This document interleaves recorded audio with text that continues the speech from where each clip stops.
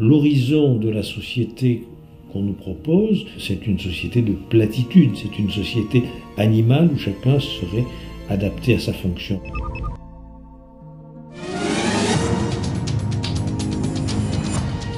Nous avons eu dans la semaine qui vient de s'écouler 16 morts à cause de la grippe AH1N1. Ce chiffre est en augmentation de 50% par rapport à la semaine précédente. Et cette évolution terrible, en quelque sorte, nous la voyons partout en Europe. Des gens vont mourir parce qu'ils ne seront pas vaccinés.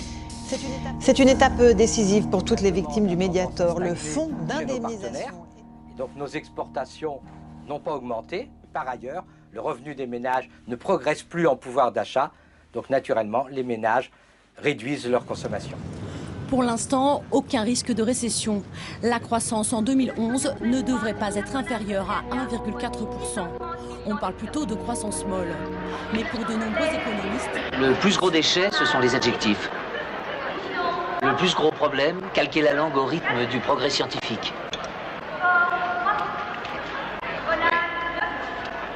Quelle belle chose que la destruction des mots. Le secret, passer du traduire au penser direct, et de là en réponse automatique. Pas besoin d'autodiscipline. La langue venant de là, pas de là.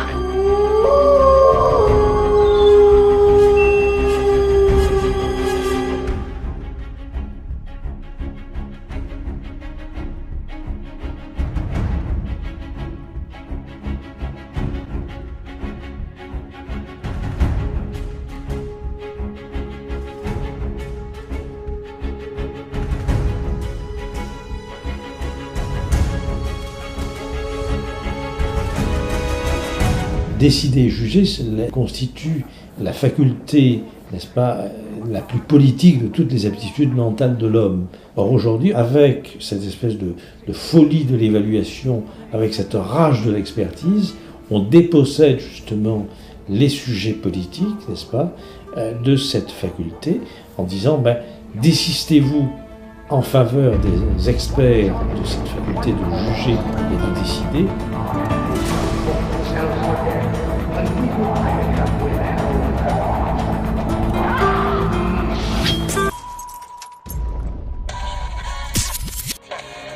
L'acte essentiel de la guerre moderne est la destruction du produit du travail humain.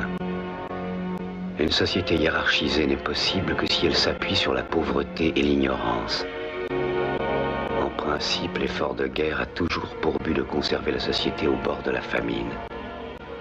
La guerre est menée par l'oligarchie contre ses propres sujets.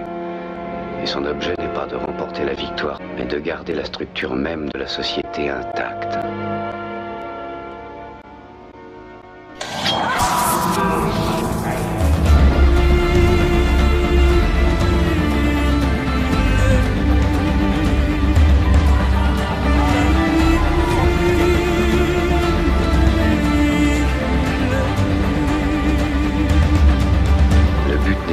Rester en vie, c'est rester humain qui est important.